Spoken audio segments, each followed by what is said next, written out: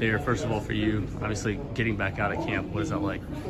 It was exciting. It was my first day of camp, and it's been a long journey.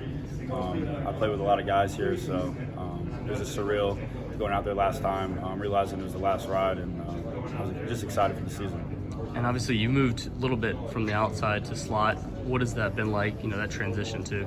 Yeah, I just want to be dependable. Obviously we lose Emeka, we lose CJ Riley. We just need guys to step up on the outside, so whatever coaches need me to do to make the plays, I'm able to go inside, outside, whatever they ask me to do. So, whatever they ask me to do, I'm ready to do it. I know it's day one, but with all the experience, do you guys kind of feel like you're almost like ahead of schedule where you normally would be this time of year? Yeah, for sure. Like right now, we're not really worried about learning the offense. Like obviously, I've been in the same offense for the last 3 years, so it's more little tedious things that we're trying to work on. So we're definitely ahead of schedule with that. So we feel pretty confident. Talking to some guys who kind of went through what you went through, they had preferred walk-on offers and then scholarships at different schools that are smaller. Obviously it's the best thing that ever worked out for you. Yeah. But when you look back, what was that like going through that process? Yeah, I mean, it was stressful. I had different opportunities to play baseball, and at the end of the day when I came here, I was sort of like just questioning if I made the right decision. But I made my decision. I had to live with it, so I just went with it, and I made the most of it. So Was there I know I belong here moment? I would say my redshirt freshman year when I wasn't playing, when I was at practice and I was doing well, just going against the starting defense and making plays, and that's when I really felt like I belonged. I wanted to ask you the same question I asked Grant as far as why do you guys feel like you earned the right to have the hype that you have right now going into the offseason? What earned you the hype that you guys are receiving right now? I just think, we've won, last year we definitely won the big games, the pressure games.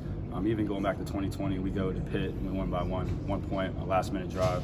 I just think winning those types of games and winning the big moment games, I think, deserves the hype that we're getting. How is it for the offense as a whole, as far as a calming influence to have a center like Grant Gibson and a quarterback like Devin Leary, ACC preseason player of the year, having that as kind of like the center of this offense and what you guys can achieve?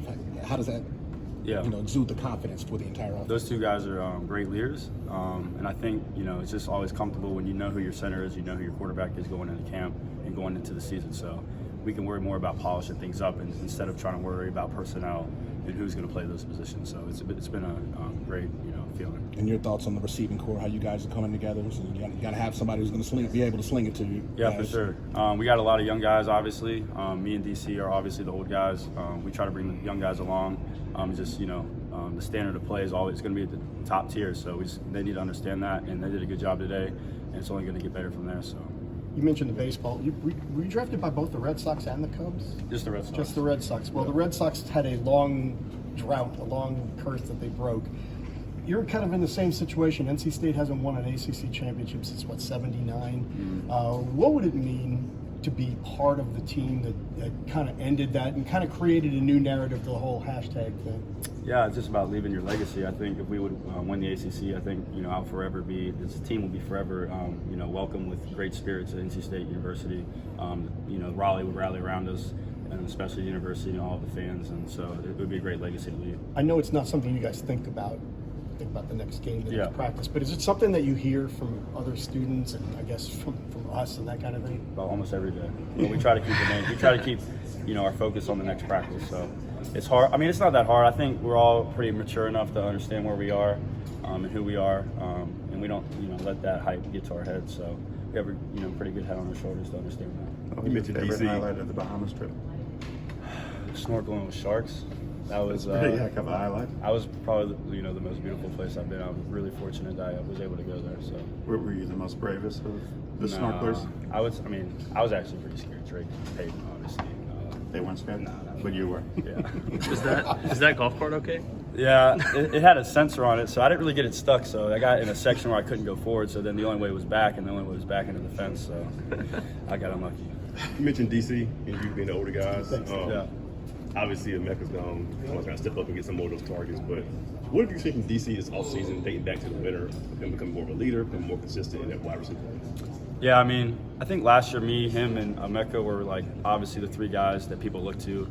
But obviously, when Emeka leaves, that's a huge void that people, me and DC have to fill of stepping up and leading with our voice and stepping up and leading by example. And I think, just me and him understanding that and just sort of taking that role on, taking a certain amount of young guys with us along to try to make them, to the level of play they need to play at. So I think we both sort of understood that. I think we did a good job throughout the offseason on building that leadership and building that camaraderie throughout the room that we need. And you mentioned those younger guys. Who have been some of the guys that have stood out so far to you? I mean, obviously back to spring camp too. Yeah, Julian Gray for sure is a young guy that's going to be a great receiver here. He's going to help us out this year, and in the future he's going to be a great receiver. That's one guy that's really stood out.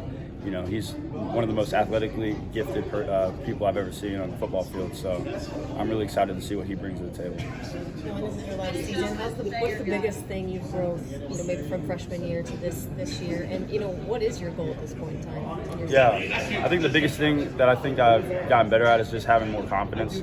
As a young player, you don't really know what to expect, and you sort of question yourself at times. But I think I know who I am now, and I know what I can do. And I think the goal for us is, for me this year is to just win a championship. And I think if we do that, then all my, my goals for myself will be accomplished. All right.